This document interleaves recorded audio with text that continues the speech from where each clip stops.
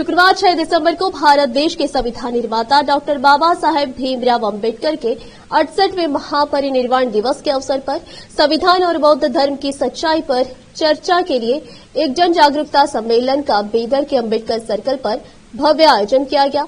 इस सम्मेलन की अध्यक्षता मारुति बौद्धे, अध्यक्ष डॉक्टर बाबा साहेब अंबेडकर के महापरिनिर्वाण समिति बीदर ने की और मुख्य अतिथियों में बीदर के सांसद सागर खंडरे, बीदर दक्षिण के विधायक डॉक्टर शैलेंद्र बेलदाड़े, पूर्व मंत्री बंडेप्पा खाशेमपुर, बीदर सीएमसी के चेयरमैन मोहम्मद गौस, प्रशांत दुड्डी, अध्यक्ष स्थायी समिति नगर सभा बीदर, प्रोफेसर शिवशरणप्पा हुग्गी पाटिल, सेवानिवृत्त प्राचार्य, अक्क महादेवी महिला महाविद्यालय बीदर, पंडित राव चिद्री, पूर्व अध्यक्ष भेड़ और उन विकास निगम बेंगलुरु, सुरेश चंद्र शेट्टी, अध्यक्ष कन्नड़ साहित्य परिषद बीदर, काशीनाथ चलवा अध्यक्ष, ज्ञान उदय शिक्षण संस्थान बेंगलुरु राजप्पा गुन्नलीकर, जिला अध्यक्ष बीएसआई बीदर सैयद सरफराज हाशमी, जिला अध्यक्ष मूवमेंट ऑफ जेसुइट्स बीदर मल्लपाट सारे संपादक, संध्या आंतरिक दैनिक समाचार पत्र बीदरा के अलावा अन्य लोग उपस्थित थे। सांसद सागर खंडरे, बंडेप्पा खाशेमपुर और अन्य अतिथियों ने डॉक्टर बाबा साहेब अम्बेडकर को श्रद्धांजलि अर्पित की और दीप जलाकर इस सम्मेलन का उद्घाटन किया। इस अवसर पर सांसद सागर खंडरे,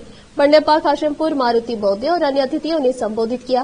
केपी न्यूज के लिए कैमरामैन पप्पूराज का कवरेज। समान अवकाश सिग्ता ಇದೆ। ಅವತ್ತಿನ ದಿವಸ ಡಾಕ್ಟರ್ ಬಾಬಾ ಸಾಹೇಬ್ ಅಂಬೇಡ್ಕರ್ ಅವರು ಅಂದಿನ ಕಾಲದಲ್ಲಿ ಅವರು ಮಾಡ್ತಾ ಇರಲಿಲ್ಲ ಅಂತಂದ್ರೆ ಇವತ್ತಿನ ದಿವಸ ನಮ್ಮೇನ್ ದೇಶ ಪ್ರಗತಿ ನಾವು ನೋಡ್ತಾ ಇದ್ದೀವಿ। ಯಾವುದೇ ಇರಬಹುದು, ರಸ್ತೆ, ಚರಂಡಿ, ನಮ್ಮ ಶಿಕ್ಷಣದಲ್ಲಿ, ಉದ್ಯೋಗದಲ್ಲಿ, ಲೈಟು, ಕಟ್ಟಡ ಯಾವುದೇ ಇರಲಿ, ಅದು ಯಾವುದು ಸಾಧ್ಯ ಇರ್ತಿಲ್ಲ ಅಂತ ನಾನು ನಿಮಗೆ ಹೇಳೋದಕ್ಕೆ ನಾನು ಬಯಸುತ್ತೇನೆ। ಈಗಾಗಲೇ ಡಾಕ್ಟರ್ ಬಾಬಾ ಸಾಹೇಬ್ ಅಂಬೇಡ್ಕರ್ ಶಿಕ್ಷಣಕ್ಕೆ ಅವರು ಒತ್ತು ಕೊಟ್ಟಿದ್ದಾರೆ। ನಾವು ಕೂಡ ಶಿಕ್ಷಣಕ್ಕೆ ಜಾಸ್ತಿ ಒತ್ತು ಕೊಡಬೇಕು।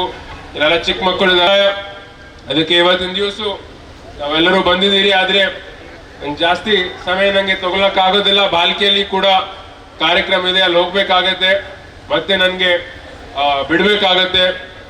ನಾನು ಮತ್ತೆ ಈಗ ಮಾತಾಡಿದ ತಕ್ಷಣ ನಾನು ಅಲ್ಲೇ ಹೋಗ್ತೀನಿ, ದಯವಿಟ್ಟು ಯಾರು ತಪ್ಪು ತಿಳ್ಕೊಳಕ್ ಹೋಗ್ಬಾರ್ದು। ಮತ್ತೊಂದ್ಸಲ ಇವತ್ತಿನ ದಿವಸ ತಾವೆಲ್ಲರೂ ನನಗೆ ಕರೆದು ನನಗೆ ಮಾತಾಡ್ಲಕ್ಕೆ ನಂಗೆ ಅವಕಾಶ ಮಾಡಿಕೊಟ್ಟಿದ್ದೀರಿ। ಮತ್ತೊಂದ್ಸಲ ನಾನು ತಮ್ಮೆಲ್ಲರಿಗೂ ಹಾಗೂ ಡಾಕ್ಟರ್ ಬಾಬಾ ಸಾಹೇಬ್ ಅಂಬೇಡ್ಕರ್ ಅವರಿಗೆ ನನ್ನ ಗೌರವಪೂರ್ವ ನಮನಗಳನ್ನು ಸಲ್ಲಿಸಿ ನಾನು ಎರಡು ಮಾತು ಮುಗಿಸುತ್ತೇನೆ। ಒಂದು ನಮ್ಮ ಜಗತ್ತಿನ ಬೆಳಿಗ್ಗೆ ಕೂಡ ನಾನು ಮಾತಾಡೋತ್ತಿಗೆ ಹೇಳಿದ್ದೆ, ಒಂದು ನಾವು ಹೀರೋ ಕಳ್ಕೊಂಡಿದ್ದೇವೆ ಅಂತ। ಅದು ಹೀರೋ ಯಾವುದಂದ್ರೆ ಡಾಕ್ಟರ್ ಬಾಬಾ ಸಾಹೇಬ್ ಅಂಬೇಡ್ಕರ್ ಅವರು। ಇವತ್ತಿನ ದಿನ ಅವರನ್ನು ನಾವು ಕಳ್ಕೊಂಡಿದ್ದೇವೆ। ಅವ್ರಿಗೆ ಎಷ್ಟೇ, ಯಾಕಂದ್ರೆ ನಾವು ಮುಂಜಾನೆ ಕೂಡ ಹೇಳಿದೆ ನಾನು, ಹೆಂಗೆ ಗಾಂಧೀಜಿ ಅವ್ರ ನುಡಿ ನಮನಗಳು ಡೆಲ್ಲಿಯಲ್ಲಿ ಹೆಂಗೆ ಮಾಡ್ತಾರೆ, ಅದೇ ಥರ ಡಾಕ್ಟರ್ ಬಾಬಾ ಸಾಹೇಬ್ ಅಂಬೇಡ್ಕರ್ ಕೂಡ ಮುಂಬೈಯಲ್ಲಿ ಮುಂದಿನ ದಿನ ಅದೇ ಥರ ದೊಡ್ಡ ಪ್ರಮಾಣದಲ್ಲಿ ನುಡಿ ನಮನ ಕಾರ್ಯಕ್ರಮ ಮುಂಬೈಲಿ ಆಗಬೇಕು ಅಂತ ನಾವು ಒಕ್ಕೂರ್ಲಿಂದ ನಾವು ಅಲ್ಲಿ ಬಂಡೇಪುರ, ಕಾಶೆಂಪುರ ಅಲ್ಲಿ ಎಲ್ಲ ಪಕ್ಷಾತೀತವಾಗಿ ದೇಶದ ಪ್ರಧಾನಿಯವರಿಗೆ, ಮಹಾರಾಷ್ಟ್ರದ ಸರ್ಕಾರಕ್ಕೆ ಮುಂದೊಟ್ಟಾಗಿ ಸುಭದ್ರ ಕರ್ನಾಟಕ, ಸುಭದ್ರ ದೇಶ ಕೊಟ್ಟೋಣ। ನಮ್ಮ ದೇಶ ಏನಿಗೆ ವರ್ಲ್ಡ್ ಎಕಾನಮಿಕಲ್ 5ನೇ ಸ್ಥಾನದಲ್ಲಿದೆ, ಮುಂದೆ 1ನೇ ಸ್ಥಾನಕ್ಕೆ ಹೋಗ್ಬೇಕು। 2047ದಲ್ಲಿ ನಮ್ಮ ಇಂಡಿಯಾ ಸೂಪರ್ ಪವರ್ ಆಗಬೇಕು। ಇಂಡಿಯಾ ವಿಲ್ ಬಿಕಮ್, ಯಾವಾಗ ಮೋದಿಜಿಯವರು ಹೇಳ್ತಾರೆ 2047ದಲ್ಲಿ India will become a super power ಅಂತ। ಇಡೀ ದೇಶ ವರ್ಲ್ಡಿಗೆ ಆಳ್ಬೇಕು, ನಮ್ಮ ದೇಶ ಸುಪ್ರಸಿದ್ಧ ಆಗಬೇಕು, ವರ್ಲ್ಡಿಗೆ ಲೀಡರ್ ಆಗ್ಬೇಕಂದ್ರೆ ನಮ್ಮ ದೇಶಕ್ಕೆ ನಾವೆಲ್ಲರೂ ಒಗ್ಗಟ್ಟಾಗಿ ದೇಶ ಪ್ರೇಮ ಬೆಳೆಸ್ಕೋಬೇಕಂತ ಮೇಲೆ ಹೇಳ್ತಾ, ಡಾಕ್ಟರ್ ಬಾಬಾ ಸಾಹೇಬ್ ಅಂಬೇಡ್ಕರ್ಗೆ ಎಷ್ಟು ನೆನೆಸನ್ನು ಕಡಿಮೆ ಇದೆ। ಈ ದಿನದಂದು ಅವ್ರು ಹೀಗೆ ನಾವೆಲ್ಲರ ಮೇಲೆ ಆಶೀರ್ವಾದ ಮಾಡಲಿ, ನಮ್ಮೆಲ್ಲರ ಬಗ್ಗೆ ಒಳ್ಳೆ ಚಿಂತನೆ ಮಾಡಿ ನಾವು ಕೂಡ ಅವ್ರ ಬಗ್ಗೆ ಪ್ರೀತಿ ವಿಶ್ವಾಸಗಳನ್ನ, ಸಂವಿಧಾನ ಬಗ್ಗೆ ಗೌರವಕ್ಕೆ, ಸಂವಿಧಾನ ಆಶಯದಂತೆ ನಾವು ನೀವೆಲ್ಲ ಕೆಲಸ ಮಾಡೋಣ ಅಂತ ತಮ್ಮೆಲ್ಲರೂ ವಿನಂತಿ ಮಾಡಿಕೊಂಡು ನಾನು ಮಾತಾಡಲಿಕ್ಕೆ ಅನುವು ಮಾಡಿಕೊಟ್ಟಂತ ಮಾರುತಿ ಬೌದ್ಧೆ ಅಣ್ಣವರಿಗೆ, ಉಳಿದಂತ ಎಲ್ಲ ಸದಸ್ಯರಿಗೆ ಸಲ್ಲಿಸುವಂತ ಒಂದು ಕಾರ್ಯಕ್ರಮ ಎಲ್ಲ ನಡೀತಾ ಇದ್ದಾವೆ ನೋಡ್ರಿ। ಯಾವಾಗೂ ಏನಿದೆ,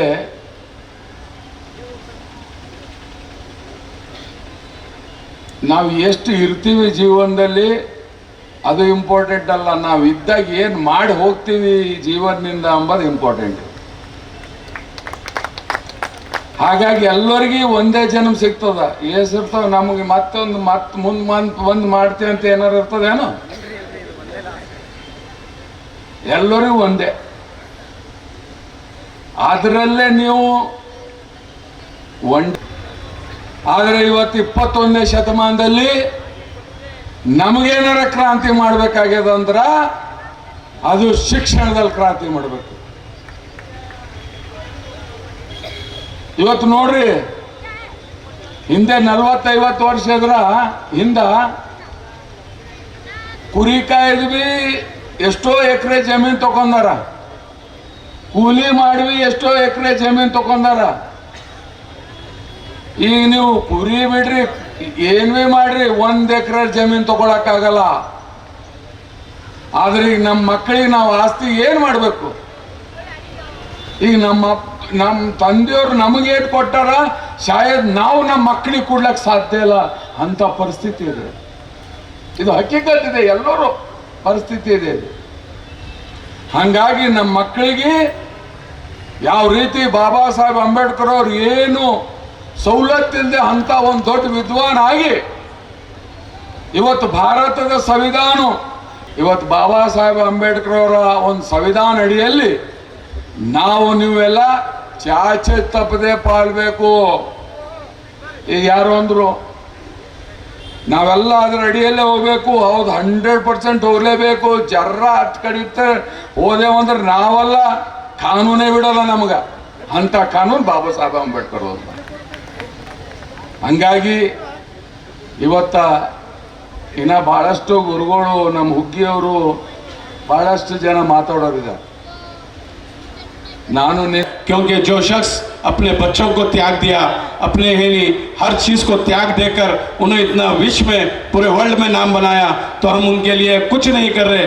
क्योंकि बहुत सारे लोग मैं देख रहा हूँ कि पढ़ने के लिए इतना हमको फैसिलिटी है तो भी नहीं पढ़ रहे, क्योंकि वो समाज को पढ़ने दिया जाता है, वहाँ पढ़ा भी नहीं जा रहा. क्योंकि कई लोग सिर्फ मोबाइल और दूसरे चीज़ों में लगे हुए हैं. मैं एक छोटी सी रिक्वेस्ट करता हूँ, क्योंकि बाबा साहब के नाम पे एजुकेशन में हम बहुत पीछे हैं, इसलिए इंडिया भी बहुत पीछे है. अगर जब बाबा साहब के नाम पे हम एजुकेशन करेंगे, जैसे बाबा साहब ने नाम किया है, वैसे ही उनके कुछ इसके ऊपर हम चलेंगे तो बहुत दूर जाएंगे. क्योंकि यहाँ पर बहुत देर हो गई, ये मंच नहीं है मुझे बोलने का. मैं इतना कहते अपनी बात खत्म. ಬಂತೆ ಸಂಘರಕ್ಷಿತ ಅವರು, ಬಹುಶಃ ನೀವೆಲ್ಲರೂ ಇಲ್ಲಿ ವೇದಿಕೆ ಮೇಲೆ ನೋಡ್ತಾ ಇದ್ರಿ. ಆ ಬಂತೇಜಿ ಅವರಿಗೆ ನಮ್ಮ ಬೀದರ್ ಜಿಲ್ಲೆಯಲ್ಲಿ ಬೌದ್ಧ ಧರ್ಮದ ತತ್ವಗಳನ್ನ ಮನೆಗಳಿಗೆ, ಹಳ್ಳಿಗಳಿಗೆ ಮುಟ್ಟಿಸುವಂತ ಕೆಲಸ ಇವತ್ತು ನಮ್ಮ ಬಂತೇಜಿ ಅವರು ಮಾಡ್ತಾ ಇದ್ದಾರೆ. ಬಂಧುಗಳೇ, ನಾನಿದು ಸುಮ್ಮನೆ ಹೇಳ್ತಾ ಇಲ್ಲ, ನಾನು ಯಾರಿಗೂ ಹೊಗಳೋದು ಇಲ್ಲ. ಯಾಕಂತ ಹೇಳಿದ್ರೆ ಕಾಶಿನಾಥ್ ಚಲವಾಣ್ ಅವರು ಇಲ್ಲಿದ್ದಾರೆ, ಅನುಮಾನಕ್ಕೆ ಆಸ್ಪದ ಆಗ್ತದೆ ಅಂತಕ್ಕಂಥ ಮಾತು ಈ ಸಂದರ್ಭದಲ್ಲಿ ನಾನು ಹೇಳ ಬಯಸ್ತಾ ಇದ್ದೀನಿ. ಬಂಧುಗಳೇ, ಇವತ್ತು ಈ ಸಂವಿಧಾನ ಬಾಬಾ ಸಾಹೇಬ್ ಅಂಬೇಡ್ಕರ್ ಅವರ ಒಂದು ಸಂಕಲ್ಪ ಇದೆ. ಸಂವಿಧಾನದಲ್ಲಿ ಬೇರೆ ಯಾರೋ ಬರೆದಕ್ಕಾದ್ರೆ ಅದು ಬೇರೆ ವಿಷಯ ಇರ್ತಿತ್ತು. ಡಾಕ್ಟರ್ ಬಾಬಾ ಸಾಹೇಬ್ ಅಂಬೇಡ್ಕರ್ ಅವರು ಈ ಸಂವಿಧಾನ ಹೇಗೆ ಬರೆಯಬೇಕು, ಹೇಗಿರಬೇಕು, ಈ ದೇಶದ ಕಾನೂನು ಹೇಗಿರಬೇಕು, ಯಾಕಂತ ಹೇಳಿದ್ರೆ ಕೆಲವಷ್ಟು ಜನ ಏನಂತಾರ, ಡಾಕ್ಟರ್ ಬಾಬಾ ಸಾಹೇಬ್ ಅಂಬೇಡ್ಕರ್ ಅವರು ಈ ಸಂವಿಧಾನದ ಎಲ್ಲ ವಿಷಯಗಳನ್ನ ಎಲ್ಲಿಂದ ತಂದ್ರು? ಬೇರೆ ಬೇರೆ ಸಂವಿಧಾನಗಳಿಂದ ತಂದ್ರು ಅಂತೇಳಿ ಹೇಳ್ತಾರೆ. ಎಲ್ಲಿಂದ? ಐರ್ಲೆಂಡ್ದಿಂದ ತಂದ್ರು, ಫ್ರೆಂಚ್ದಿಂದ ತಂದ್ರು, ಅಮೆರಿಕದಿಂದ ತಂದರು ಅಂತಕ್ಕಂಥ ಮಾತು ಕೆಲವಷ್ಟು ಜನ ಹೇಳ್ತಾರೆ. ಬಂಧುಗಳೇ, ಆದರೆ ಇವತ್ತು ನಾನು ಬಯಸ್ತಾ ಇದ್ದೇನೆ, ಡಾಕ್ಟರ್ ಬಾಬಾ ಸಾಹೇಬ್ ಅಂಬೇಡ್ಕರ್ ಅವರು ಸಂವಿಧಾನವನ್ನು ಸಮರ್ಪಣೆ ಮಾಡಿದಾಗ ಹೇಳ್ತಾರೆ, ಮೈ ಡಿಯರ್ ಫ್ರೆಂಡ್ಸ್. ಖರೆ ನೆಂಟ ಅಂದ್ರೆ ಸಂಬಂಧಿಕರು ಅಂತ ಅರ್ಥ. ಖರೆ ಸಂಬಂಧಿಕ ಯಾರು ಈ ಹೇಳುವಂತ ವ್ಯಕ್ತಿ ನಿಮ್ಗೆ ಇಡೀ ಕರ್ನಾಟಕದಾಗ ಯಾರಾದ್ರೂ ಮೇಲ್ಜಾತಿ ಲಿಂಗಾಯತರು ಹುಟ್ಟಿದವರು ಅಂದ್ರೆ ಅದು ಕೇವಲ ಹುಗ್ಗಿಪಾಟರು ಮಾತ್ರ ಹೇಳ್ತಾರೆ. ಇದು ಸರಿಯಾಗಿ ತಿಳ್ಕೊಬೇಕು. ಯಾಕೆ ಹುಗ್ಗಿಪಾಟರು ಖರೆ ಬಸವಣ್ಣ ತತ್ವ ತಿಳ್ಕೊಂಡವ್ರು ಅದಾರ. ಯಾರು ಬಸವಣ್ಣ ಸರಿ ತಿಳ್ಕೊಂಡಾರೋ ಅವರು ಸರಿಯಾಗಿ ಬುದ್ಧನ ಅರ್ಥ ಮಾಡ್ಕೊಡ್ತಾರೆ, ಸರಿಯಾಗಿ ಬಾಬಾ ಸಾಹೇಬ್ನ ಅರ್ಥ ಮಾಡ್ಕೊತಾರೆ. ಯಾರು ಬಾಬಾ ಸಾಹೇಬ್ನ ಸರಿಯಾಗಿ ಅರ್ಥ ಮಾಡ್ಕೊಂಡ್ರೋ ಅವ್ರು ಬುದ್ಧನ ಅರ್ಥ ಮಾಡ್ಕೊತಾರೆ ಮತ್ತು ಮಹಾಗುರು ಬಸವೇಶ್ವರನ ಅರ್ಥ ಮಾಡ್ಕೊತಾರೆ. ಆ ದೃಷ್ಟಿಯಿಂದ ನಿಮ್ಮ ದೀರ್ಘಕಾಲ ಆಗಿದ್ರು ಕೂಡ ಭಾಳ ಒಳ್ಳೆಯ ಮಾತನ್ನು ಹೇಳಿ ಈ ಕುಂತ ಜನರಲ್ಲಿ ಕೇಳುವಲ್ಲಿ ಒಂದು ಹೊಸ ಹುರುಪರ ತುಂಬಿದ್ದೀರಿ. ನಿಜವಾದ ಬುದ್ಧ ದರ್ಶನ ಮಾಡಿರಿ, ನಿಜವಾದ ಬಾಬಾ ಸಾಹೇಬರ ದರ್ಶನ ಮಾಡ್ತೀರಿ, ನಿಜವಾದ ಸಂವಿಧಾನ ದರ್ಶನ ಮಾಡಿರಿ, ಸಾಮಾಜಿಕ ನ್ಯಾಯದ ಮಾತಾಡಿದ್ರಿ. ಅದಕ್ಕೆ ನಾನು ತಮಗೆ ಇನ್ನೂ ಹೆಚ್ಚೆಚ್ಚು ನಿಮ್ಮ ಒಬ್ಬರದೇ ಇಡಬೇಕು ಅಂತೀವಿ. ನಾನು ಯಾವ ನೋಡಿದಾಗ ನಿಮ್ಮ ಒಬ್ಬರದೈತೆ ಇನ್ನೂ ಭಾಳ ಚಲೋ ಇತ್ತು. ನಾನು ನನ್ನ ಸಮಯ ಕೂಡ ನಿಮಗೆ ಕೊಟ್ಟರೆ ನೋಡಿ ಎಷ್ಟು ಸರಳತೆ ಸಾದಾ ಸೀದಾ. ನೋಡಿ ಇವ್ರಿಗೆ ಗೊತ್ತಾರೆ ಖರೆ ಬಾಬಾ ಸಾಹೇಬ್ ಅಂಬೇಡ್ಕರ್ ಭಕ್ತರು ಅಂತ. ಹೀಗಿರ್ಬೇಕ್ರಿ. ಎಲ್ಲಿದೆ ಹೀಗೆ ಬಾಬಾ ಸಾಹೇಬ್ ಅಂಬೇಡ್ಕರ್ ಅಂದ್ರೆ ಯಾರು, ಅವ್ರು ಯಾರು, ಅಲ್ಲಿ ಹೋಗ್ತಾವ ಏನು ಜಾಗದಾಗ ಹುಟ್ಟು. ನಾನಂದೆ ಹೌದಪ್ಪ ಖರೆ ಪಾಪ ಭಾಳ ಗೌರವ ನೋಡಿದ್ರು ನನ್ನ ಬಿ ಎಲ್ ಸಂತೋಷ್ ಅವರು ಎಲ್ಲ ಬಂದು ಪಾಲಕ್ಕೆ ನಮಸ್ಕಾರ ಮಾಡಿ ಭಾಳ ಗೌರವ ನೋಡಿದ್ರು.